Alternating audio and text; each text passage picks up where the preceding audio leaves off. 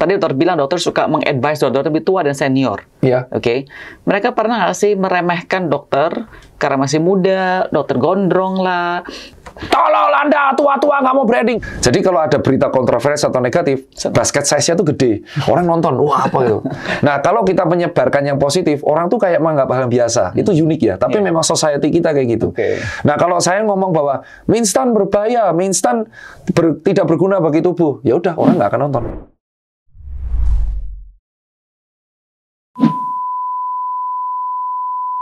Kalau tamu saya hari ini, sosok ini memang seseorang yang selalu seru untuk diajak ngobrol, karena banyak obrolannya, dari segala hal, dari kesehatan, dari bisnis, ya kan, dari filosofi hidup pun juga banyak ngobrol dengan Dokter Tirta. Dulu namanya Cipeng kan? Iya, sekarang. Kenapa sih Citot? Apa Ya, Citot. Kenapa jadi ganti?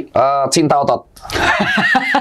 Nah, kalau Cipeng apa artinya? Cina gepeng. Oke, tapi masih Cina gepeng kan? Enggak, sekarang udah naik 14 kilo, mas otot semua. Nah, itu yang udah dikubur. Versi krempeng tuh toksik, jadi udah dikubur.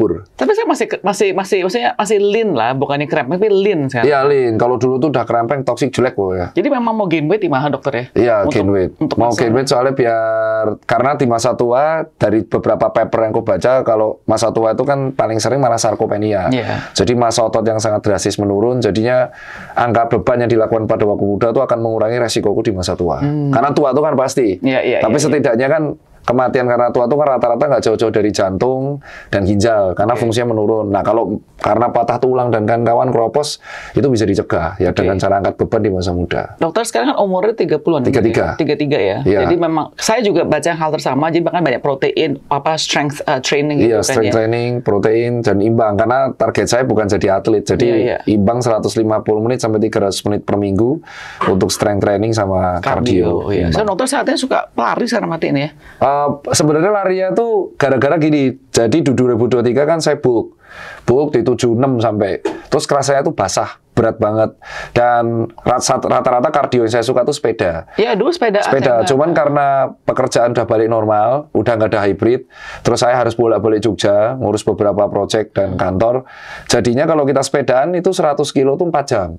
Fondo tuh 3 jam, 4 jam kalau santai. Nah otomatis karena 4 jam kan habis waktu. Pasti meeting pada marah kan. Ya sesuatu yang kalorinya keluarin sama, lari. Lari bukan juga dokter lama banget nggak salah ya? Lari sejam 2 jam tuh. Naik maraton itu kan bisa lebih dari 1 jam. Belum pernah maraton. Ini yang berapa kali nanti ini? Half maraton tuh. Jadi saya paling sering tuh HM, half maraton. Berkali-kali itu dan jadi saya nggak pernah lari di atas 30 kilo, mentok di 30 karena biar cepat selesai. Biar cepat selesai. Iya, itu tujuannya sebenarnya biar cutting, jadi biar fatnya hilang. Jadi siklusnya bulking cutting kan kayak amplitude, jadi bulking, cutting, terus naik lagi bulking, cutting sampai akhirnya power. Nah, pas cutting ini ternyata berat banget. Jadi saya cuma maintain doang sekarang. Saya ingat dokter tuh emang ekstrem ya. Dulu pas naik sepeda saya ingat banget di zaman COVID kan ya. Iya, 2022. Dari mana ke mana saya ingat banget. Jogja Jakarta itu sendiri. Itu benar 42 jam. Saya ingat itu di posting dokter ya, gila emang. Betul. Tapi dokter orang ekstrem sih liatin ya. Lebih ke karena gini, gimana ya? Ibaratnya kita kan self redemption ya. Jadi kita tahu kita punya masa lalu yang nggak stabil, emosionalnya unstable. Jadi kita punya stress release yang bagus. Terus ternyata melampiaskan stress release ke situ dan jadi sehat tuh seru. Terus ketemu orang-orang baru. Tapi purely 80% olahraga yang saya lakuin itu solo sport. Ya jadi nggak ada kompetisi grup ya, tapi mainnya fun kayak fun football, badminton itu, basketball. Cuman 80% majority itu solo sport karena tuh kayak meditasi aktif. Kenapa tadi dokter bilang karena dulu ada mental lebih tepatnya gini. Di masa lalu kan kalau kita lihat fase orang beda-beda dan setiap manusia masih mengalami perkembangan baik fisik atau emosional dan spiritual, triangle of life. Nah, cuman ternyata di emosional di usia 25 sampai 28 itu kayaknya Tirta saat itu harus validasi banget. Jadi apapun yang kulakukan saat itu benar-benar sangat ambisius, baik dari karir, kesehatan ataupun hobi. Sehingga akhirnya aku nggak sadar saat itu aku toksik. Karena orang yang terlalu ambisius dan sangat self-centered itu akan mengganggu sekitarnya. Sadarnya itu baru ketika kita mendapatkan advice dari orang. Satu advice is okay. kita akan cuekin. Ternyata belasan puluhan advice sama. Akhirnya titik baliknya pas gue jarak jauh itu. Ketika kita ketemu new people, stranger yang nolong kita tanpa kita tahu siapa dan ngebuat kita down to earth, akhirnya sekolah. Titik balik kedua sekolah lagi di ITB. Kita ketemu orang-orang yang lebih pinter dan sukses, tapi ternyata dia down to earth. Akhirnya dari situ totally berubah, dan disitulah baru kita konsul sama psikolog. Ternyata baru aku sadar Tirta yang pink itu memang sangat unstable emotionally. Nah, ternyata gara-gara ada meditasi aktif berupa solo sport, itu belum perfect tapi lebih stable. Jadi saya dokter merasa dokter sudah lebih quote unquote mungkin dewasa, transformatif ya. Lebih. Secara emosional tadi triangle-nya tadi tersebut. Ya, kalau dulu setiap pendapat berbeda dianggap musuh. Itu ciri khasnya. Ciri khas orang yang lagi growing banget dan ambisius adalah kita nggak bisa menerima perbedaan pendapat. Jadi setiap perbedaan pendapat, POV orang yang berbeda pun itu kita anggap musuh. Hantem, keras, ofensif. Kalau sekarang aku menghindar berbicara di luar yang aku nggak tahu. Itu yang pertama. Terus yang kedua, kalau ada POV berbeda, aku akan 5W+1H dulu. Perlu nggak aku komen? Apakah hasilnya nanti akan debat kasar atau enggak? Kalau enggak, ya udah. Apakah hasilnya menguntungkan nggak dua belah pihak? Jangan-jangan debat cuma jadi tontonan topeng monyet. Terus semua orang seneng, kita yang jadi abu. Terus yang ketiga adalah, apakah debat ini aku kuasai nggak? Kalau ternyata debat nggak kuasai, ya buat apa? Terus keempat, aku kenal nggak? Kalau kenal kan mending japri. Nggak segala hal harus aku angkat medsos gitu. Terus kelima, kenapa nggak kita mencoba memahami POV-nya? Kenapa dia berstatement kayak gitu? Ya udah. Kemarin ini kan setahu saya satu bulan lalu gimana ya, dokter juga sempet viral lagi. Dokter sering viral sih by the way. Tapi kemarin viral lagi kan masih terus sama Samuel Chris yang nggak salah ya. Yang mie itu. Iya, itu kan potongannya dokter dipotong, terus dibikin kesannya kayak asumsi bahwa dokter mendukung. Mie instan semuanya sehat dan dimakan dan nggak masalah, kalau nggak salah begitu kan kasusnya kan. Terus saya responnya ya nggak bantah nggak apa ya, setuju, statementnya nggak ada yang salah. Cuman saya bilang kalau kita ngomong yang benar ya orang nggak nonton. Jadi gini, di Indonesia tuh ada paper juga yang jelasin temanku Pak Fadli, dia polisi tapi sekarang lagi menempuh S2, S3. Jadi dia memang ada yang namanya negativity. Jadi manusia itu lebih cenderung sering untuk menyebarkan berita negatif. Jadi kalau ada berita kontroversi atau negatif, basket size-nya tuh gede. Orang nonton, wah apa itu. Nah, kalau kita menyebarkan yang positif, orang tuh kayak menganggap hal yang biasa. Itu unik ya, tapi memang society kita kayak gitu. Nah, kalau saya ngomong bahwa mie instan berbahaya, mie instan tidak berguna bagi tubuh, ya udah orang nggak akan nonton.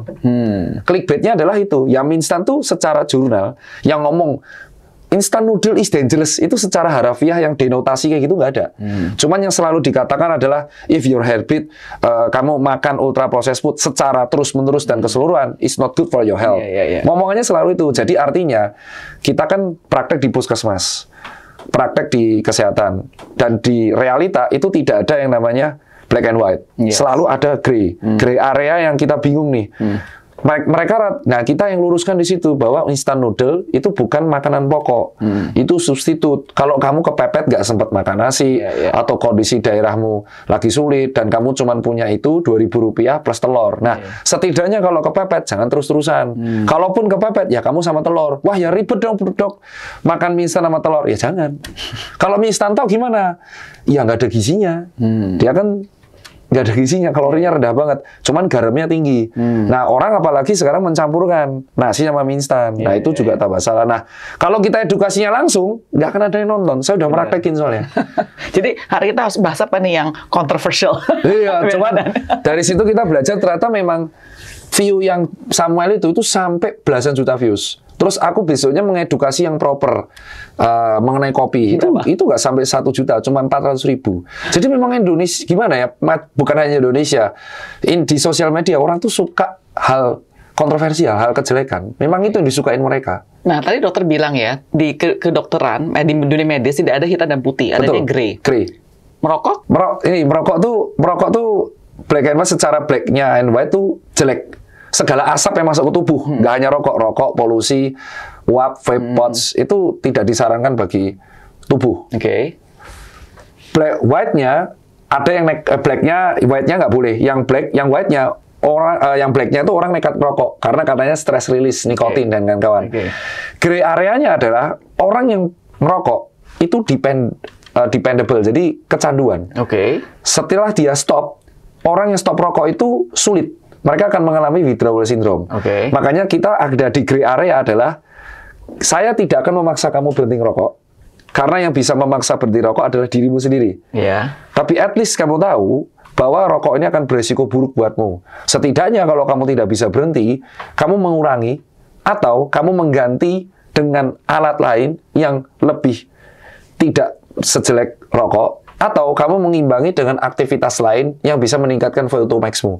Itu gray areanya. Oke. Dan edukasi cara ini, itu pun tidak semua dokter setuju. Loh, kenapa kok dokter Tita kayak gitu? Tidak saklek. Karena aku 17 tahun rokok. Dan aku berhenti itu bukan karena dokter lain yang ngomong. Karena sendiri. Iya, karena sendiri. Karena saat itu aku lari, VO2 max itu stuck. Iya. Di 40, 45, nggak naik-naik. Padahal VO2 max itu penting banget untuk kita nge-push. Jadi saya terjebak di zona 2 terus. Akhirnya ketika saya berhenti itu, saya ingat banget mau Jakarta Marathon 2022. Saya berhenti pertama, bagus. Virgin HM saya 2 jam 30. Terus saya nekat lagi ngerokok. Mau MBM, Maybank Bali 2023, nggak ngerokok lagi. Bagus ternyata, 2 jam 30 lagi. Tapi kok stuck? Oke lah, akhirnya dari situ saya nggak ngerokok terus sampai sekarang. Tembus 2 jam 15. Jadi menurut saya memang harus orang tuh punya motivasi tersendiri untuk berhenti. Nggak bisa dipaksa. Dan namanya orang kalau berdebat, 3 hal orang yang kalau saya nggak mau berdebat. Karena udah pasti keras kepala. Perokok, penjudi, but. Apa yang terakhir? Perokok, penjudi dan perokok. Ini 3 orang yang kalau kita akan debat, itu denialnya akan luar biasa. Karena ya itu, karena mereka sudah addicted. Sama kayak sugar. Yes. Gula, nikotin, kafein itu addicted. Tapi kafein itu bagus buat kardiovaskular. Karena apalagi si kopi ya. Sementara kalau kafein ini bagus buat kardiovaskular dalam dosis tertentu. Nah, saya tahu nih tadi mau ngomong. Ya, kalau berlebihan jadinya palpitasi. Saya tahu nih. Mau digoreng ini nanti kalau ada netizen ngekat. Tapi kalau rokok, nikotin, dan gula itu mau berlebihan mau dikit pun itu mengganggu metabolisme sebenarnya. Gula tuh kita secukupnya saja, 50 gram per hari. Saya mau ngobrol tadi, dokter mention masalah judi. Actually, apa itu satu hal tadi saya mau tanya setelah itu. Saya juga baca kan judi itu kan betulnya dopaminnya jadi rilis ya dok ya? Iya, game soalnya, adrenalin rush. Jadi ada, mereka bisa kecanduan. Jadi kalau seseorang ini dok ya, sudah mencoba main judi, mereka suka. Tapi dokter bilang harus sadar. Tapi kan otaknya sudah ada perubahan in that sense ya dok ya? Gimana kan kalau saya mau berbuat juga nggak bisa karena otak saya sudah diubah sudah dibikin sampai lu pasti harus suka game ini begitu loh, kayak nggak bisa tiba-tiba keluar sendiri gitu. Kayak narkoba kan juga mau orang stop nggak bisa stop gitu karena udah rusak otaknya in the sense kan dok. Perokok ini mulai mengurangi rokoknya ketika harga rokok naik. Ya kan? Dipaksa jadinya. Dipaksa. Kalau kita lihat Singapura kebijakannya lebih ekstrim lagi. Selain harganya mahal, ruang rokoknya dibatasi. Benar. Jadi kita tidak bisa sembarang tuh diterowar rokok bisa kena tilang. Di Jepang pun sama. Di Amerika malah lebih ganas lagi. Tidak bisa kita iklan atau menempelkan logo rokok. Kayak contoh F1 dulu ada Ferrari, Marlboro, sekarang di ban semua. Nah, satu-satunya yang kita bisa, aku belajar dari peraturan juga, belajar dari pestle analysis yang bisa kita lakukan tuh government. Rules. Rules itu akan membuat orang terpaksa untuk menjauhi. Nah, jadi kalau orang udah addicted ke judi, yang bisa dilakukan ya cut semua. Semua cut. Sehingga orang tidak bisa mengakses lagi. Dia akan marah-marah. Namanya orang addicted akan marah-marah dan dia berusaha lewat apa? Orang aksesnya di-cut semua. That's it. Caranya kayak gitu, satu-satunya cara. Kalau rokok, kenapa rokok? Karena dia efeknya tuh akan kelihatan ke fisik secara langsung. Kelihatan, jadi dia lari mulai ngos-ngosan. Kecuali dia memang kapasitas fisiknya naik. Banyak yang debat. Saya rokok tapi pace saya kenceng. Nah, coba kamu stop, pasti pace-mu tambah kenceng. Dia pasti akan berpikir, iya coba, beneran, tambah kenceng. Akhirnya dia mulai stop. Jadi ada the reason-nya. Nah, tapi kalau judi kan tidak ada dampak langsung ke fisik. Dampaknya tuh ke emotionally. Jadi gampang bad mood kalau kalah, gampang marah, temperamen, anger management buruk, chaos. Intinya kualitas hidup menurun. Nah, dia sadar ketika kualitas hidupnya udah turun banget. Baru dia sadar. You think, dokter merasa kayak begitu ya? Saya merasa orang kalau udah judi itu, sampai candunya itu, even mereka udah the lowest, mereka udah benar-benar harus sampai kualitas hidup menurun. Lowest itu kan belum tentu menurun, Kak. Jadi kalau lowest kondisi itu berarti finansial. Orang tuh akan sadar ketika sebuah kondisi sudah mempengaruhi kualitas hidup. Kualitas hidup itu adalah kemampuan dia untuk mengelola kebutuhan primer itu hancur lebur. Baru dia sadar. Jadi maksudnya hilang semua hartanya dia. Ya, jadi dia cuma bisa bernafas secara gratis. Sisanya chaos. Tapi ada orang yang setelah pada posisi tersebut dia jadi ke crime. misalnya nyolong uang, apa scam dan lain sebagainya, itu ada uang saja untuk bisa melanjutkan game tersebut. Itu belum ada penurunan kualitas hidup. Kualitas hidup yang menurun itu sampai ada pengaruh ke fisik. Sampai fisik, misalkan karena dia crime dan kawan-kawannya terus ke dunia yang black itu gagal jantung, karena jantung biasanya kan chaos. Biasanya kalau dia sering minum minuman yang alkohol yang ilegal gitu, ada sirosis hati. Jadi kualitas hidup itu ada gangguan ke fisik. Selama nggak ada gangguan ke fisik, ya dia akan ngelakuin terus. Sama kayak perokok, selama kualitas hidupnya belum menurun, dia akan tetap melakukan. Dokter kan dekat sama pemerintah masuk dalam ID dan juga netral kesehatan ya. Saya pengurus di pusat cuma netral, tetap ngasih advice. Dan saya bukan di government juga nggak masuk dalam. Tapi dekat lah, bisa jadi advice dan lain sebagainya kan? Enggak juga. Jadi memang lebih ke sadar sama capacity. Jadi apa yang saya sadar adalah setelah saya belajar di ITB dan UGM, saya ketemu dosen yang hebat. Agak malu aja kalau saya masuk ke dalam kondisional di dalam, entah itu di ID ataupun di ID tetap pengurus, masuk ke dalam government, pembuat kebijakan, atau pengurus kebijakan, atau pengawas kebijakan, jadi trias politika. Tapi kemampuan saya aja masih di bawah dosen saya. Jadi yang saya lakukan adalah, saya selalu menolak halus. Saya selalu menolak halus, bukan karena saya nggak mau atau apa, karena sadar dosen saya aja lebih hebat, dia tetap di luar. Masa saya yang masih berguru sama beliau aja, saya mau masuk diri. Jadi lebih kesadaran sama kapasitas. Terus kapan dok kalau ditawari mau? Ya ketika kapasitas saya sudah cukup. Kalau belum cukup nggak mau. Kenapa? Karena ketika masuk sebagai trias politika, entah itu yudikatif nggak mungkin ya, eksekutif ataupun legislatif, itu pasti harus ada pemikiran otak saya itu harus mampu. Karena ada banyak tanggung jawab moral di situ. Nah, saya selalu belajar sama dosen dan guru kan, nggak kayak dulu lagi. Setiap saya kebingungan pasti saya tanya sama guru, dan ya guru aja saya bilang, ya kamu belajar. Kalau kamu udah belajar, gelasmu udah cukup, baru kamu tahu divisi apa yang kamu sanggup. Nah, akhirnya saya mengerucut, divisi saya itu cuma people. Saya tuh suka banget sama capital, human capital, human resources, atau SDM. Karena itu sesuatu yang tidak kelihatan, tapi akan terlihat tidak kelihatan sekarang, tapi kelihatan 20 tahun lagi. Jadi saya belajar di bidang itu sampai cukup, baru kalau dipanggil baru masuk. Tapi kalau sekarang, saya sadar diri. Banyak yang lebih hebat di luar, nanti saya ngomong-ngomong keluar-keluar diketawain nanti. Karena itu yang terjadi, beneran saya tanya sama dosen-dosen. Dan tadi kan dokter bilang, orang suka negatif kan? Iya, jadi akhirnya saya mikirnya, kayaknya saya harus belajar lebih jauh dulu, baru saya di dalam. Jadi lebih ke malu aja.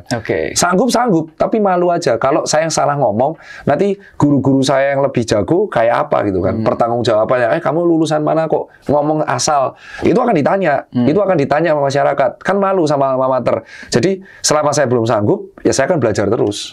Sampai sanggup. Tapi dokter tadi bilang, dokter di ID Pusat ada yang membantu ya? Iya, di ID Pusat di bagian kreatif planner. Divisinya sekarang ada baru, divisi edukatif sama kreatifpreneur. Saya bahas di kreatif planner-nya. Saya membahas itu, tapi sebelumnya saya mau tanya, kenapa tadi saya tanya masalah pemerintah dan ID? Karena tadi dokter masalah tentang judi itu.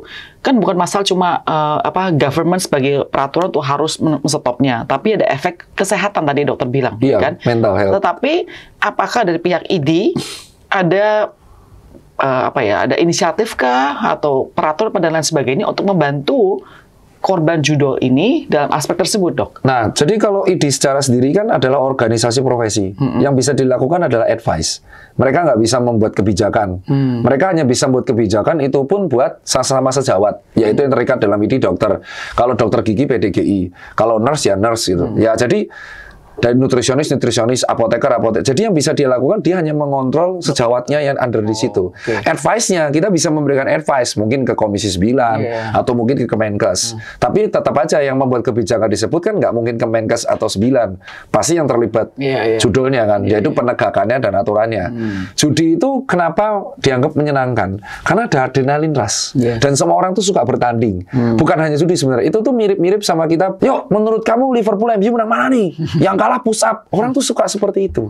Dan itu kayak mengadu gengsi gitu. Nah, dan gengsi orang beda-beda. Ada yang orang udah selesai sama dirinya, jadi dia nggak mau bertanding lagi. Ada yang termotivasi. Apalagi kalau ada uang yang bertandingkan. Ya, apalagi kalau mereka pernah merasakan kemenangan. Nah, itu adalah yang menurutku agak sulit PR-nya. Gitu. Itu agak sulit, dan edukasinya itu harus dari tingkat bawah. SD. Dari SD, SMP, SMA. Kalau mereka, jadi kita harus mengajarkan pada dari tingkat SD bahwa segala sesuatu itu proses. Nggak ada yang namanya instan. Kamu tiba-tiba berharap, terus kamu cuma adu koin tiba-tiba 1 miliar. Iya, ya kalau menang, kalau kalah. Nah, di situ dari SD. Nah, karena dari SD kita juga pendidikan belum merata, ya udah, jadinya seperti itu. Jadi itu terkait juga sama IQ sebenarnya. Iya, benar. Kalau IQ-nya tuh memang proper ya, 110 ke atas, dia akan berpikir logis bahwa ini high risk, high income. Resikonya gede. Tapi kalau dia tidak bisa berpikir logis, logika ini kan tidak bisa dipaksakan. Adalah proses selama bertahun-tahun. Nah, logika ini menurutku ke pendidikan. Jadi selain peraturan, menurutku yang paling penting adalah edukasi pendidikan dari awal. Jadi sistem pendidikan kita nih berarti harus ada yang dievaluasi. Kenapa kok anak-anak kecil kita suka judi yang ketika tua? Dan sekarang peserta judi online, pemainnya malah anak sekolah. Jadi menurutku, edukasi terbaik bukan sebar broadcast SMS. Tapi ya, mereka semua, para penegak-penegak dan institusi ini harus masuk dari SD. Dari mereka fase berkembang, bisa membedakan baik dan buruk. Nah, dari fase itu kita akan belajar 3 hal. Yang pertama adalah mengenai sexual education. Itu penting banget. Yang kedua adalah mengenai judi online. Ya, yang ketiga, yang mengenai cara untuk berpikir untuk sesama, cara memanfaatkan teknologi dan kawan-kawan, do and don't. Sisanya kan tentang akademik. Nah, 3 hal ini harus dipelajari dari awal. Kalau enggak, chaos. Tapi sekarang masih lag ketiga hal tersebut. Ya, itu urusan Menteri Pendidikan. Itulah makanya kan saya bilang kan urusan eksekutif ya. Jadi prioritas sebuah negara itu tergantung dari visi presidennya. Nah, kalau kita belajar dari Korea Selatan dan Jepang, kita kan belajar juga. Mereka tuh bisa maju karena mereka mengembangkan SDM dari tahun 90s. Mereka tuh menikmati apa yang mereka bangun dari tahun 90. Nah, Indonesia nih, banyak orang sudah bilang analisis ekonom dari almarhum Faisal Basri, almarhum Pak Faisal dan kawan-kawan, bahkan Prof. Renald, itu mengatakan hal yang sama. Kita itu fokus ke barang mentah. Tapi kita fokus ke aset paling penting. Indonesia tuh memiliki penduduk 270 juta. Berarti aset kita adalah SDM. Mengembangkan SDM memang butuh proses. Lama, yaitu pendidikan, belasan tahun. Tapi endingnya kita akan menghasilkan generasi produktif, critical thinker. Inventor, itu yang kita belum punya. Inventor, entrepreneur, analitik. Nah, sehingga ketika berpikir bagus, akan membangun. Nah, karena kita hanya dicetak sebagai blueprint-nya adalah mengikuti sistem yang ada, ketika ada orang mendobrak sistem ini dianggap aneh. Itu yang terjadi. Kenapa kok dokter rambut gondrong dianggap aneh? Karena blueprint-nya dari dulu, dokter tuh seperti ini, polisi kayak gini, TNI kayak gini, ataupun pegawai PNS kayak gini. Ya, sukses itu karyawan swasta. Blueprint-nya kayak gitu. Jadi ketika ada orang yang melanggar blueprint, itu dianggap aneh. Nah, makanya ini kan yang harus dirubah dari pendidikan. Kalau pendidikannya nggak dirubah, ya sulit. Kenapa gap-nya saya bilang jauh? Kalau kita ke SD, nuwun sewu saya sebut ke Cikal, Insan Cendekia SMA, Incen, atau kayak Ursulin, ya aku di Ursulin SMA, Pangu di Luhur dan kawan-kawan CC. Itu ada perbedaan pendidikannya sangat ekstrim loh dengan yang jauh-jauh. Ya kan, dan tujuannya kemarin dibuat zonasi kan supaya anak-anak ini nyebar. Masih ngakal ingat titip kakak. Berarti memang ada yang salah dari sistem dari awal. Jadi, ya pemerataan pendidikan itu solusi. Jadi harusnya yang dinaikin adalah gaji guru. Which is yang main si Pak Prabowo sudah harus semua. Ketika guru mendapatkan penghasilan yang proper, maka guru akan totalitas. Kenapa guru sampai ngambil les-lesan di luar? Ya karena gajinya nggak proper income-nya, maka mereka ngambil les-lesan. Jadi permasalahannya pendidikan dulu. Nomor 2 baru kesehatan. Kesehatan. Jadi kenapa kesehatan? Kita lihat bahwa BPJS itu kan remuk nih. Karena klaimnya 3 besar. 3 besar klaim BPJS itu jantung, diabetes, yang satunya penyakit karena obesitas. Ya infeksius lah. 2 ini kan ganggu banget nih. Diabetes sama jantung itu adalah penyakit sindroma metabolik yang sebenarnya terjadi di masa tua, tapi karena klaimnya banyak itu karena terjadi di masa muda juga. Nah, artinya kesehatan ini harus menjadi penting. Karena kalau klaimnya banyak, iurannya salah, itu akan mendegradasi kapital, di mana capital equity-nya itu kan adalah si APBN, yang mana yang kita bayarkan. Nah, kesehatannya itu adalah dengan kita mengajarkan literasi pentingnya BPJS. Kamu bayar iuran yang benar kayak gini. Terus kita juga menyediakan penyamarataan kesehatan. Pendidikan dan kesehatan disamaratakan. Memang, kenapa itu tidak menjadi program prioritas semua presiden? Karena jedanya presiden 5 tahun. Dan orang tuh dipilih karena hasil.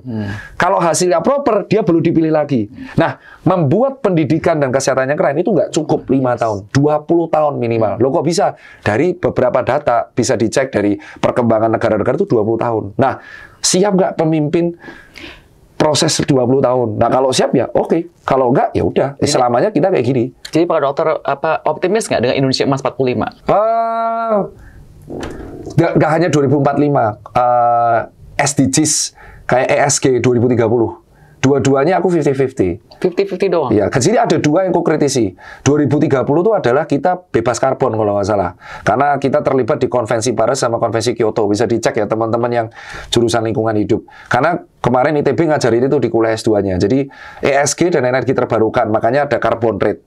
Dan 2045 tentang SDM. 2045 itu terlalu jauh. Menurutku, 2045 itu masih sekitar 21 tahun lagi. Nah, kalau ganti pemimpin kan bisa ganti kebijakan. Yeah. Jadi semua tergantung pemimpinnya. Pemimpin membuat kebijakan turunan apa? CEO. Jadi pemimpin tak anggap CEO. Yeah. Kalau CEO tiap 5 tahun ganti, ya kebijakan yang sustainability itu sulit. Visinya terus berbeda-beda. Iya, betul. Jadi bukan aku berarti dokter mendukung dong presiden terus-terusan. Oh tidak. Yang ku pahami adalah framework dari sebuah perusahaan. Framework itu harus rapi. Siapapun pemimpinnya, kalau frameworknya rapi dan niatnya sama. Nah, masalahnya semua pemimpin itu mau nggak visinya sama. Paling nggak soal kesehatan dan pendidikan. Yeah. Jadi framework itu dulu. Jadi semua harus sepakat. SDM yang proper akan menghasilkan pendapatan bruto yang proper. Kalau nggak sulit. Nah, kalau pemimpinnya beda-beda, ya sulit. Yeah. Jadi sebenarnya, terus kenapa nggak dokter untuk nyalon pemimpin? Karena political expenses itu mahal. Kalau misal barrier entry-nya low, semua akan bisa jadi pemimpin. Barrier entry menjadi pemimpin di Indonesia tuh high. Yes. Nah, itu yang aku pelajari sekarang. Makanya aku nggak asal keluar-keluar. Kalau dulu kan keluar-keluar, wah. Aku baru sadar, ada yang namanya kan Porter 5 Force. Di Porter Analysis, barrier entry-nya pemimpin tuh berat.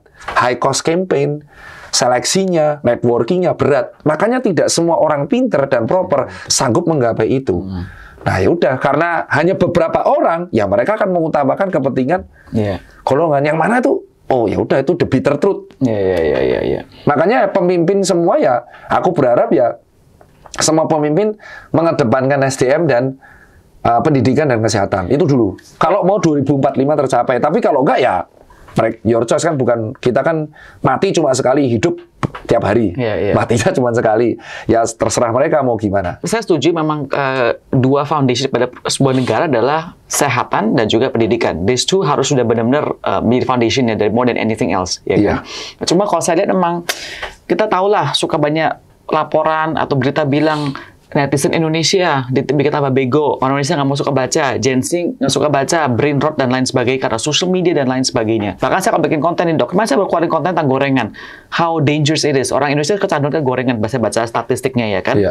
Terus komentar saya baca, bilang, gorengan tuh enak, kalau nggak ada gorengan penting nggak hidup, we don't enjoy life kalau nggak makan gorengan dan lain sebagainya. Jadi komentar-komentarnya kadang bikin saya kayak ini kok kayak salah fokus gitu loh, kayaknya cuma mau attack kamu. Tapi nggak mau terima hikmat daripada informasi yang bagusnya gitu loh dok. Karena bayangin selama SD, dulu aku marah sama orang seperti itu. Sekarang nggak. Saya nggak marah, saya cuma lontarkan. Kalau aku lebih parah, dulu aku marah nggak suka sama komentar gitu. Terus aku gas kan. Sekarang kenapa aku biarin? Karena itu adalah impact dari apa yang mereka alamin dari kecil. Dari kecil mereka terbiasa hal seperti itu. Ya, makanan apa yang enak dan gampang? Ya bagi mereka garam dan gula tuh gampang. Es teh manis, es teh jumbo sama gorengan tuh combo laknat. Satunya gula, satunya garam. Nah terus mereka tuh terbiasa dengan sistem seperti itu dari kecil. Tidak ada kritis, tidak ada critical thinking yang dibangun. Ketika mereka sudah dewasa, ada orang yang ngomong, mereka nggak akan bisa terima. Oke, kalau mereka nggak bisa terima, apakah kita misalnya contohnya Anda dan saya pribadi, kita mau kasih informasi seperti kayak begitu, should we just give up then? Kalau dari saya sendiri, saya akan fokus memberitahukan informasi kepada yang dengar. Basket size-ku segini, ya udah segini aja. Itu aja. Dan saya fokus kepada generasi yang lagi growing. Saya nggak fokus lagi sama generasi yang non-sewu ya, yang udah 30 tahun ke atas, mau debat saya, itu urusanmu. Kamu udah fase separuh kehidupan, angka harapan hidup di Indonesia, average 60-70. Jadi kalau kamu udah menyentuh 30-35 dan kamu debat, your choice, itu bukan urusan. Fokus saya tuh di generasi 25 tahun ke bawah. Next generation. Iya. Saya nggak peduli lagi sama generasi di sini. Karena ya kamu sudah melewati fase, kayak contoh, saya punya tim namanya Pak Denny. Saya kasih contoh, umur 48. Umur saya. 48. Itu tinggal average 12 tahun lagi, itu adalah average hidup orang Indonesia. 60. Obesitas. Tetap makan nasi. Your choice. Setidaknya anakmu udah 17 tahun. Jadi kalau amit-amit mati, kamu nggak ada beban. Karena aku ngomong fakta. Kecuali kamu umur 30, 34. Kamu mau makan nasi 2 piring, 3 piring, nggak apa-apa. Your choice. Selalu edukasinya orang tua tuh akan bantah gini. Kamu masih 33, nggak usah sotoy kamu. Saya udah 48, saya udah 50. Ketemu. Dilalai, ketemu sama orang, ayang kakung, umur 58 atletis. Umur 58 six pack. Ketemu di depan matanya. Besoknya berubah. Harus seperti itu. Nah, tapi masalahnya kan tidak mungkin semua orang seperti Pak Denny. Harus ketemu orang yang 58. Tetap aja ngomong, yang kakung saya ngerokok tetap hidup 100 tahun. Iya, karena zaman dulu belum ada GrabFood, nyet. Zaman dulu belum ada sate taichan dan boba dan nasi jumbo. Zaman dulu belum ada mall, kemana-mana tuh jalan kaki. Makanya hidup yang kakungmu. Zaman sekarang 100 meter naik motor, alasan panas. Nomor 1 bukan gorengan, nomor 2 orang Indonesia malas jalan kaki. Alasannya ada. Alasannya apa, Kak? Panas. Panas, Dok. Jalan kaki 10 menit aja gobios. Oke, berarti suhu Indonesia naik. Oke, nggak bisa dibantah ya. Jadi artinya yang kita fokuskan adalah alih-alih kita menghabiskan debat dengan orang tua, yang mereka akan sadar sendiri. Pak Denny itu debat sama saya udah terus. Tapi akhirnya dia berubah karena gara-gara ketemu orang-orang umur 58. Gitu. Iya. Nah, berarti bukan karena saya dong, karena dia sendiri yang ketemu. Kan? Jadi daripada berdebat sama dia yang keras kepala, dan semua orang tua keras kepala, termasuk ibuku keras kepala. Mama aku tuh sampai kantong empedunya diangkat. Karena kolesterol, ada kolestasis. Jadi pengolahan lemak yang terus-menerus, dia karena makan gorengan terus, diangkat. Setelah diangkat tetap nekat. Ngeyel. Tapi bapakku usia 63, masih usia 66 sekarang, itu tensi masih 120, masih kuat lari 6-7 kilo. Barefoot lagi. Wow. Lebih gila dari aku tuh. Wow. Dan kita fokus yang usia 25 ke bawah. Nah, inilah sasaranku sekarang. Basket Sesco adalah generasi muda yang mau dengerin. Biar mereka, karena mereka di masa tua akan punya anak. Yes. Jadi mereka bisa membantu. Iya, aku nggak mau debat lagi. Jadi TikTok itu tak lihat generasinya yang debat. Itu pasti bapak-bapak, ibu-ibu, gen milenial. Males aku lah. Aduh, bacot sama mereka. Ada fitur namanya blog. Tak blok, udah nggak kayak dulu. Sekarang aku fokus podcast yang ngurusi Gen Z, milenial akhir atau generasi Alpha. Mereka yang dengerin aku. Jadi biar mereka kayak, kenapa kok dokter Rita lari? Satu, industriku di situ, cuci sepatu. Kedua, sekaligus aku mempraktekkan edukasiku. Oh, ternyata bisa. Mengenai edukasi nih, Dok ya. Dokter kan kita tahu ada satu, betul peraturan berarti ya? Atau lebih kayak apa? Maklumat. Apa namanya? Maklumat. Artinya apa itu? Maklumat itu adalah sebuah titah yang dikeluarkan oleh sebuah organisasi. Tapi untuk bukan peraturan. Ya, kita bisa bilang maklumat dan aturan itu mirip. Tapi aturan ini kan tidak ada konsekuensi hukumnya. Yang ini. Jadi maklumat adalah sebuah aturan yang diterapkan bagi anggota organisasinya. Which is para kedokteran kan? Ya, karena terikat dalam ID ya. Nah, walaupun STRS sekarang under Kemenkes, Serkopnya pun Kemenkes. Tapi ID ini kan mewadahi organisasi profesi. Ya betul, aturan bermedsos. Makanya dari ID itu selalu ada pasal yang terakhir yang nggak dibaca. Wartawan tuh kan tanyanya, dokter boleh endorse nggak? Terus digoreng. Dokter tidak mulai endorsement. Dokter tuh boleh, sepatu boleh, dan boleh asal dia melepaskan titel daerah itu di medsos. Pokoknya ngambil kesannya kamu sebagai dokter, identitas dokternya. Contoh TikTok, Tirta Cipeng. Terus ada akun yang kedua namanya dokter, yang bisa dicontoh namanya Gilang Samudro, itu sejawatku urologi. Dia punya 2 akun, Gilang Samudro dan Dokter Gilang Samudro SPU. Selfie sama pasien aja nggak boleh. Oh iya? Iya, kalau nggak izin. Misal saya selfie sama pasien, nggak izin, kena itu privasi. Selfie sama pasien lagi dioperasi, itu juga nggak boleh. Kan lagi tidur, dia nggak bisa izin. Itu juga nggak boleh privasi. Itu diatur. Jadi pada dasarnya adalah aturan bermedsos itu bisa ditanyakan. Nah, tapi sekarang pinter AI. Dulu kan enak, sekarang ada teknologi AI. Jadi AI itu dangerous yang sekarang. Ini aku yang concern karena ID belum buat aturan di situ dan Kemenkes juga belum bulan dan Kemenkominfo belum buat aturan itu. Jadi videonya dokter itu diedit seolah-olah promosi obat pelangsing, madu, dan judi. Bener. Dan itu ada aplikasinya. Jadi kita cuma ngasih video, nanti mulut kita bergerak sesuai maunya. Dan diiklankannya bukan di Instagram, FB. Dan sasaran marketnya itu lansia dan percaya. Padahal di dokter bilang lansia paling susah dipercaya. Ya, ada 2 dokter yang paling sering diedit. Dokter Bobby Jantung sama aku. Oh. Paling sering diedit. Dulu juga si Mas Adere pernah diedit loh. Kesannya lagi promosi satu minuman honey pada dan sebagainya. Yang paling kios tuh pokoknya Dokter Bobby Jantung sama saya tuh kena case yang sama. Jadi diedit kalau beliau tuh obat pembersih darah. Kalau saya tuh obat pelangsing. Nah, harusnya kalau critical thinking orang kan mikir, Dokter Tirta mana mungkin jual obat pelangsing. Terus ada yang beli. Kemarin yang paling viral tuh video saya diedit Dokter Tirta pingsan di dalam mobilnya. Terus video WA itu masuk ke saya, yang ngasih orang tua. Tak jawab, lah aku aja nggak pernah pakai mobil loh. Aku tuh udah nggak pernah nyetir. Harusnya critical thinking kan? Tapi saya aja story-nya jalan Instagramnya. Masa? Jadi critical thinking tuh nggak jalan. Jadi kenapa hoax tuh bisa berjalan? Karena critical thinking-nya nggak ada. Walaupun gelarnya dokter, belum tentu apa yang diomongin benar. Nah, misal contoh gini ya dok ya. Oke lah, dokter bilang nggak usah nggak pakai jas, tidak ada titel dan lain sebagainya. Tapi orang tahu, Anda seorang dokter. Ya kan? Terus satu hari nih dokter promosi satu makanan tidak sehat sama sekali. Ya kan dokter tahu banyak gula, garam dan lain sebagainya. Nggak pernah. Nggak, misalnya. Nggak mungkin. Misal contoh, bukan dokter Tirta, seseorang kayak begitu loh. Ya kredibilitasnya dipertanyakan. Tapi dia kan bisa tadang overclaim aja bilang ya saya bisa lose 10 kilo dengan gini. Maksudnya itu. Nah, jadi kalau kayak gitu nggak mungkin seorang dokter yang beneran pintar ngelakuin itu. Walaupun dia nggak praktek ya. Itu dangerous banget soalnya. Contoh gini. Kenapa dokter Tirta lari dan olahraga? Karena saya mempraktekkan sains. Terjadi di saya. Saya bisa. Saya ngerti. Makanya orang lain ngikutin. Critical thinking-nya ada. Kalau dokter beneran yang tidak praktek, hidupnya kan senggang. Cuman ngurus klinik, manajerial, kesehatan masyarakat. Berarti dia nggak ngurus pasien dong. Work-life balance harusnya. Logikanya dia tidak akan kesulitan menerapkan kehidupan sehat. Soalnya dokter-dokter kayak anestesi, obgyn, jantung, anak, itu work-life balance-nya kosong, nggak ada. Karena mereka harus standby Cito kalau misalkan ada kegawat dauratan. Jadi aku sangat paham kalau dokter-dokter spesialis tersebut tidak bisa work-life balance. Yang jadi masalah tuh sekarang adalah dia praktek, dia jualan. Bukan jualan non-medis ya. Jualan makanan Oke, dok, tentang hal ini ya dok ya. Saya tahu nih ya, memang ini bukan di social media.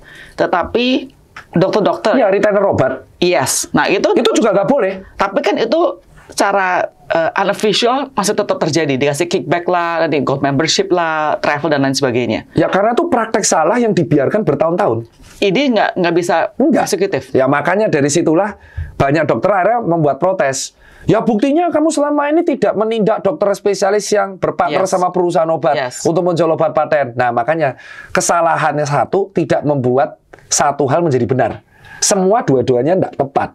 Dan itu kan ketegasan profesi. Makanya banyak dokter akhirnya ngepost di medsos. Satu sisi, ya aku endorse boleh. Orang mereka juga ngejual obat di tempat praktek. Masa dia boleh, aku enggak? Ya bukan berarti mereka salah, kita juga harus berbuat kesalahan dong. Sebagai pasien nih dok, soalnya tadi bonus sosial media, saya ketemu dokter secara privat di kliniknya kalian, ya kan? Dokter bilang pakai obatnya ini karena itu nggak boleh juga. Iya, terjadi kan benar. Iya benar terjadi ada. Sebagai pasien, temanku gitu soalnya. Benar. Sebagai pasien, saya kan cuma sakit juga kan. Sebagai pasien kita duduk di sana depan dokter. Dokter kayak begitu ke kita nggak berani bilang critical thinking anymore. Betul. Makanya di zaman sekarang dokter itu tidak siap bahwa pasien sekarang kritis. Dia langsung bilang gini, oke nggak usah ketemu lagi setelah itu. Dokter bisa kayak begitu. Nah sekarang kan pasien punya substitusi. Dia bisa ketemu dokter yang banyak. Masalahnya kan kita tahu dokter Indonesia kalau kita bilang spesial udah bagus banget. Nah ini belum tentu tahu ya. Jadi kakak harus tahu. Hal yang dihadapi dokter sekarang adalah pasien tuh bisa ngepost dokter kapanpun mereka mau. Ngepost dokter? Iya di medsos, komplain manajemen. Oke. Statement kakak itu fasih dan bisa diutarakan kalau misal di daerah 3T. Dokternya terbatas, cuman itu tok adanya. Oke, sorry, bukan dokter terbatas, artinya in terms of access loh ya, tapi lebih kayak yang satu dokter yang sangat terkenal sekali yang udah... Sekarang udah nggak kayak gitu. Iya, betul. Karena kau di klinik. Aku kakak ada Mahepatha Hospital. Saya juga ada datanya. Di data saya itu, di data yang saya baca, pasien sekarang tuh kritis. Dokter telat aja di blow up. Dia bisa review Google kapanpun. Dengan adanya akses sosial media, pasien as a customer itu diberikan wadah omnichannel untuk komplain. Beda sama dulu. Makanya dia tergantung. Dokter ngomong A, dia manut. Sekarang enggak. Pasien itu dengan adanya akses media sosial, dengan adanya chat GPT, mempunyai second, third opinion yang banyak. Kecuali daerah tersebut dokternya limit. Jadi dia mau protes nggak bisa. Adanya dia kok. Ya mau nggak mau ke dia. Nah, tapi di kota besar, akses informasi ini banyak. Sehingga akhirnya Banyak kasus kan, dokter telat di blow up, salah motong arteri di blow up, salah ngasih obat mahal di blow up. Akhirnya menjadi detektif banyak kan. Contoh kasus kan bullying. Bullying ke blow up 2024. Karena apa? Medsos. Padahal proses ini sudah terjadi senioritas dari tahun 1960. Yaitu yang kalian lihat nih, senior-senior kita, itu adalah produk hasil senioritas dari zaman dulu. Makanya proses yang salah dibiarkan resisten. Kalau zaman dulu, dokter lebih ada power untuk memilih pasiennya. Iya, betul. Kalau sekarang kebalik. Sudah kebalik, kotak besar. Iya, yakin saya. Saya yakin banget. Kenapa? Karena saya dipanggil salah satu kampus untuk nge-briefing dokter senior mengenai hal itu, customer pain point. Mereka dengar nggak? Iya, dengar. Dan berubah. Saya dikontrak di sana 3 tahun. Dan dikontraknya gara-gara plot twist-nya gini, saya menerangkan dari jurnal. Jadi mereka tuh science based. Saya bilang hospital based di seluruh dunia itu udah berbeda. Zaman dulu pasien kita anggap karena limit opsinya, dokternya dikit, akses medsos. Mereka taunya dokter itu. Sekarang tidak. Berkat sosial media, pasien tuh sekarang jelas sebagai customer service. Anda tuh penyedia jasa. Pasien itu pengguna jasa. Jadi, pasien berhak menggunakan channelnya kalau komplainnya tidak tertangani. Nah, itu makanya ada aturan bermedsos. Kalau kita tahu aturan bermedsos yang nomor 1, tidak menyerang sejawat. Itu yang nomor 1 loh. Jadi ada sejawat misal blunder di medsos, ya dijapri, jangan di DM, jangan dipermalukan. Kan yang kita lihat sekarang dokter A berantem sama dokter B. Kenapa? Karena mereka beda pendapat toh. Buat teman-teman, dokter beda itu wajar. Karena tidak ada satupun dokter di dunia ini yang pendapatnya sama.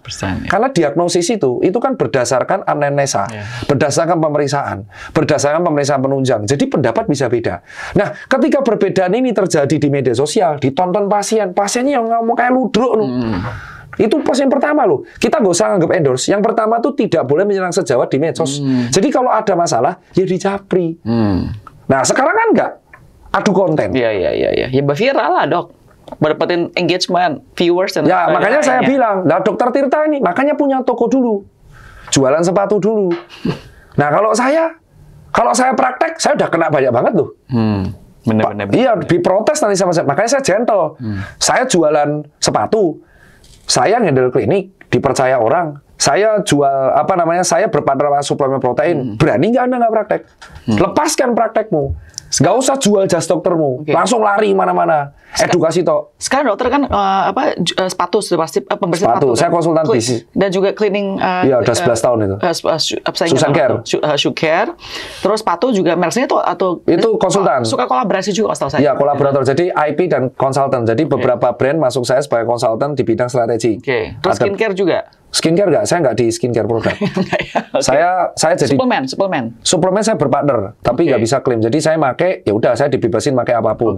Terus yang ketiga tuh konsultan strategik. Jadi saya ke perusahaan untuk ngajarin SDM, people, strategik, dan analisisnya.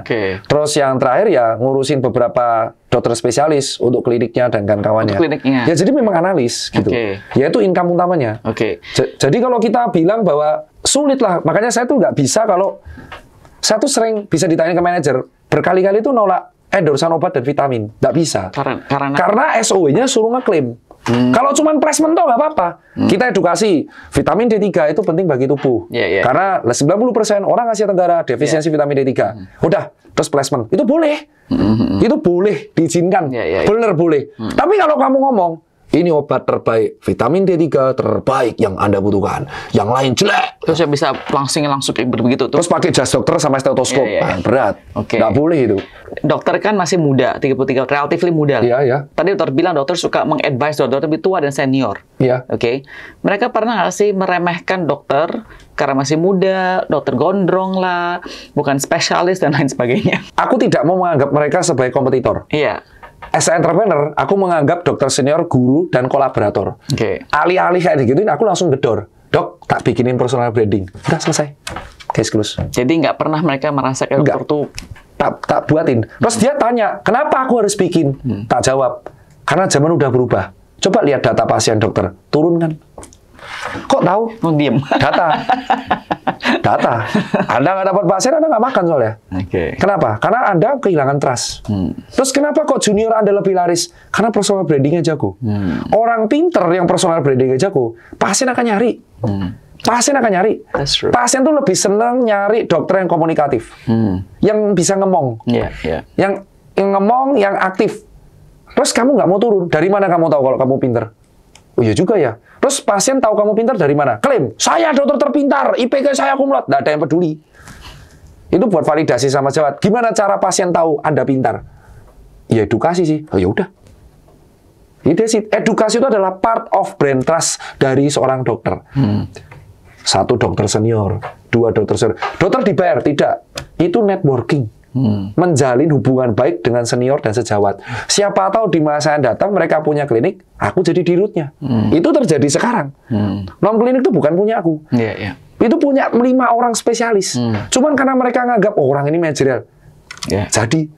Jadi daripada kita berkompetisi, lebih baik kita berkolaborasi. Dokter kita sekarang nggak kayak dulu. Oh, dulu gedor. Tolol Anda, tua-tua nggak mau branding. Dulu gitu. Sekarang nggak berani. Sekarang udah nggak berani. Sekarang aku menganggap mereka guruku. Contoh, tahu nggak kenapa MKEK kita balik endorse sedikit ya? Karena aku seneng banget bahas itu. Kenapa kok ketua MKEK ngomong itu? Ngomong, dokter jangan jualan di live TikTok, jualan produk kesehatan di live TikTok. Dia menekankan, karena wartawan tanya. Karena jurnalisnya tanya, apa pendapat Anda kalau misalkan dokter-dokter jualan di live TikTok, prosedur kesehatan? Kenapa kok ketua MKEK sambil menganjurkan, janganlah jualan produk secara belak-belakan di medsos dan TV? Karena kalau satu dokter melakukan, MKEK kan nggak mungkin ngurusin jutaan dokter. Satu dokter melakukan dan nggak diapa-apain, semua akan melakukan. Berjamur, Iya, semua akan melakukan. Dan bayangin dokter penyakit dalam jual obat pelangsing. Bisa. Karena sanksinya rendah. Makanya yang dianjurkan adalah kesadaran. Masa pasienmu kurang sih sampai harus kayak gitu? Nah, gitu. Loh, terus kalau live TikTok gimana? Boleh, tapi nggak usah pakai embel-embel dokter. Readjust. Akunmu aja nama DR. Nah, dokter Tirta, makanya di Instagram saya nggak bisa live.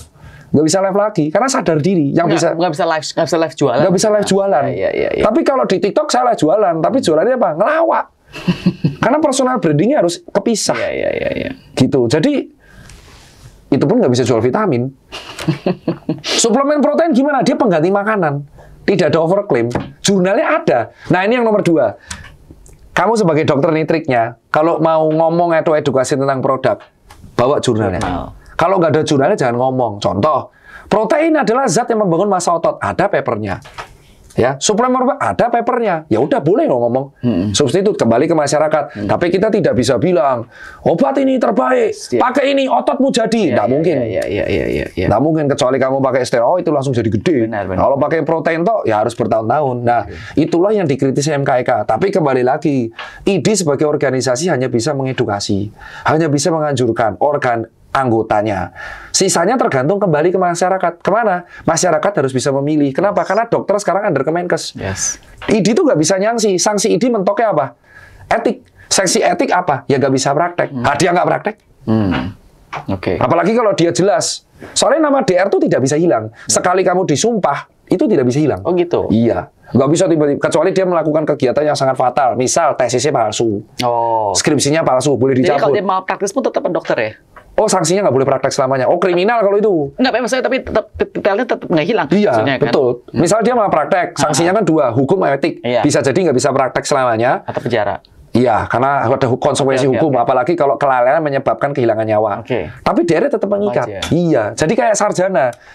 Yang bisa menghilangkan gelar itu adalah kalau dia akademik. Makanya sekarang aku mulai meninggalkan titel DR itu di Twitter, YouTube, sama TikTok. TikTokku namanya Tirta Cipeng.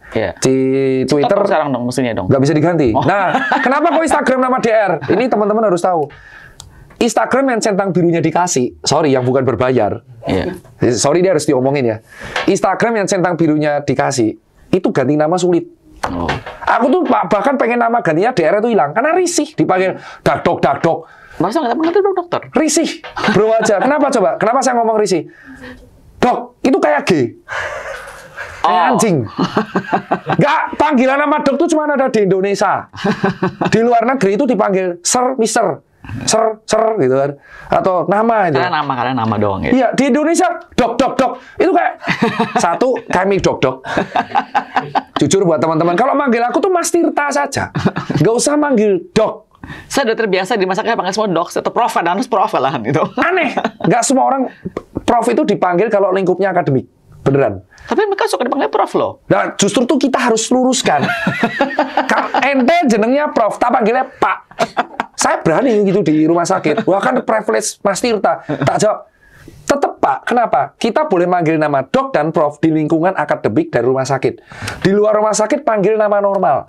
Bayangkan, aku lagi di mall sama anakku. Dok, dok, dok. Anakku tuh tanya, kenapa papa dipanggil anjing? Ya udah. Ya itu maksudku stigma yang harus dirubah. Oke. Jadi buat teman-teman sekalian nih klarifikasi, kalau ada video Dokter Tirta jualan obat pelangsing, itu udah dipastikan mitos. Nggak mungkin saya jual obat kayak gitu. Jual kasur, obat madu. Mulutnya aja udah jelas salah. Terus kenapa saya gondrong? Karena video yang lama, video yang diedit itu rambut saya pendek. Jadi kalau sekarang Anda punya mata, ya rambut saya gondrong. Videonya apa? Pendek. Iya. Tahu kan artinya? Iya. Artinya apa? Editan, tolol. Editan. Cuman saya awal-awal marah. Kata yang beli lansia. Saya tolol-tololin kurang ajar kan? Iya. Saya tanya, ternyata memang mereka tuh nganggapnya gini, ini beneran loh, aku nggak tahu. Ya kan yang ngomong Tirta. Itu suara dia, nggak mungkin dia bohong. Itu AI. Ora AI kok. Nah, disitulah saya bilang sulit kan. Dan mahal loh. Obat pelangsing tuh yang ketipu terakhir katanya kemarin 9 juta. Nah, yang bisa membuat aturan AI siapa? Kemenkominfo. Makanya buat Pak Menteri lah, tolonglah Komdigi ini selain judul penggunaan AI untuk orang ilegal. Dan itu fatal. Video Pak Prabowo itu sempat diedit jual kasur. Jual kasur. Saya diedit itu apa giveaway uang. Oh ya, jual kasur loh. Dan ada yang percaya, ada yang nge-like. FB itu marketplace-nya luar biasa. Pinternya banyak, yang begonya juga banyak. Loh dok, saya punya yang video pop palsu itu. Saya baca komentarnya kan. Itu banyak-banyak percaya, iya mau uang. Bener-bener. Jadi di FB itu menurutku platform terluas. Yang pinter tuh banyak, Kak. FB Marketplace adalah marketplace paling gila di dunia, paling bagus. Cuman, yang tolol-tolol ini juga banyak. Tapi nggak setolol TikTok sih. Kalau itu tolol banget ya soalnya.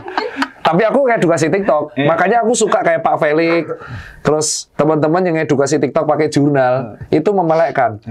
Contoh, yang kemarin, ini lucu banget di TikTok. Pilkada. 50% plus 1 itu putaran 1. Ada dong netizen bilang 50% plus 1 tuh artinya 51%. Wah, goblok banget itu. Kalau gitu kenapa yang ditulis 50% plus 1? 50% plus 1 adalah 50% suara plus 1. Jadi kalau 2 juta 1 suara. Terus dia bilang, kenapa kalau gitu aturan hukum tidak ditulis di atas 50%? Karena namanya hukum itu harus jelas. Agar tidak menimbulkan ambiguitas. Ya 50% plus 1 kan ambigu. Tidak, itu jelas. Anda yang tidak tahu. Dan itu debatnya panjang. Jangan debat lah itu. Nah, makanya saya nonton di TikTok itu, ada yang pinter, ada juga yang itu. Iya, makanya bagi saya TikTok itu jualan saja. Brand lokal, teman saya kayak Hendy Dion gitu. Jadi teman-teman harus tahu kenapa ketua MK, kembali lagi kenapa ketua MKIK tuh ngomong soal endorsement. Karena ada netizen yang nanya, delik aduan itu. Kalau nggak tanya nggak akan ngomong. Gitu. Jadi buat para dokter ya, nggak apa-apa kamu jualan, tapi usahakan kamu menjelaskan kepada masyarakat, kamu tuh tidak bertemu pasien, kamu jangan pakai jas. Jadi gelar-gelarmu itu cuma di bio aja. Jadi jelas akunnya misal peng-peng citot, nah ada apa-apa. Kamu nge-live terus jangan overclaim. Suplemen ini terbaik, placement aja. Teman saya soalnya ngelakuin, namanya Dr. Adrian. Dia edukasi live. Obatnya placement, tapi dia nggak bisa ngomong. Apa aja. Ya, soalnya nggak ada, itu pun nggak ada bedanya sama dokter yang bekerja sama dengan perusahaan obat di dalam klinik menyuruh pasiennya pakai obat itu juga tidak diperkenankan. Cuman kan tuh underground. Kenapa? Karena banyak sejawat senior kita yang melakukan. Ya kita lah sebagai generasi muda sekarang, dokter sekarang yang bisa ngubah itu. Dok, sorry, bukan namanya dok katanya. Sorry. Mas bro aja. Mas. Bro aja. Dok tuh kayak anjing ya. Kak, sumpah kak, anak saya yang bilang kak. Aku jujur ya. Dia curhat tahu. Jangan manggil saya Dokter Tirta lagi. Oke. Itu Instagram nggak bisa dirubah karena centang biru saya diberi, bukan bayar. Jadi kalau ganti hilang akunnya. Oke. Jadi panggil saya tuh Mas Tirta, brother, bro. Masa di rumah sakit, dok. Oke, thank you, bro. Gitu lah. Kayak gitu ya.